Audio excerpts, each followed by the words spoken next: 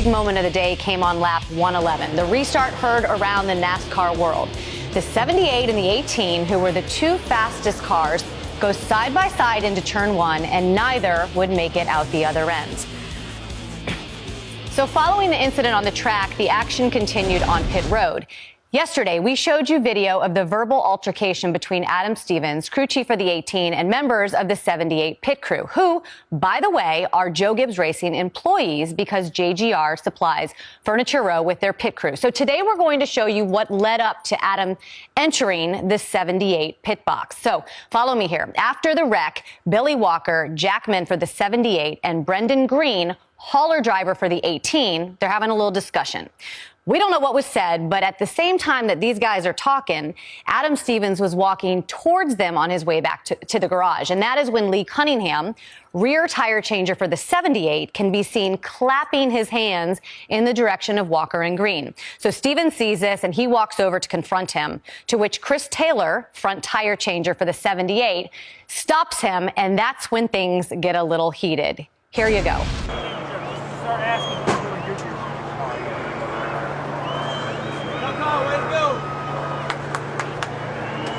Way to go. Way to go. Well, now you want to race? If you let you know what I want to do is beat you, cowboy.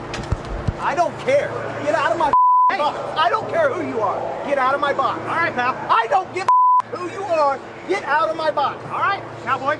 Tough guy. I am. Oh, good for you. Hey, man. Just walk away. Go on. You stepped into our box. So what you hear at the end of that video is someone saying, you stepped into my box. And so for you, Jeff, who has spent so much time down there on pit road, what is the protocol when one guy from a crew comes into the pit box of another crew? It's unacceptable. You're not supposed to do that. I mean, it's the same thing as you wouldn't go up on the back of somebody's hauler and start running your mouth. You wouldn't go in their garage area. To me, it's just like being in your house. I mean, you're coming into my house and I didn't invite you. So when you come in and start running your mouth, you're asking for trouble.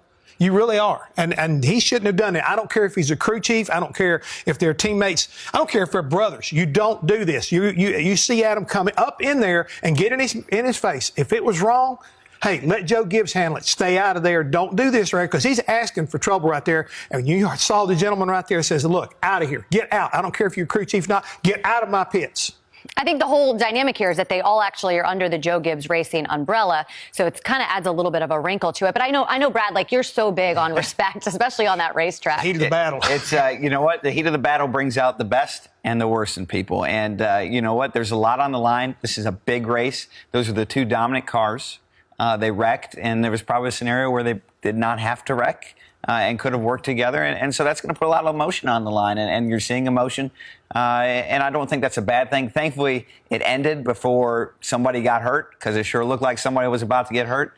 But this is going to be a tough topic for that team to work through, or both of them to work through over the next few months. And the fallout from this is that Lee Cunningham, he was the guy who was clapping, who kind of instigated it a little bit. He's a rear tire changer. He will be replaced by Kip Wolfmeyer this weekend. So a little bit of a fallout from the event.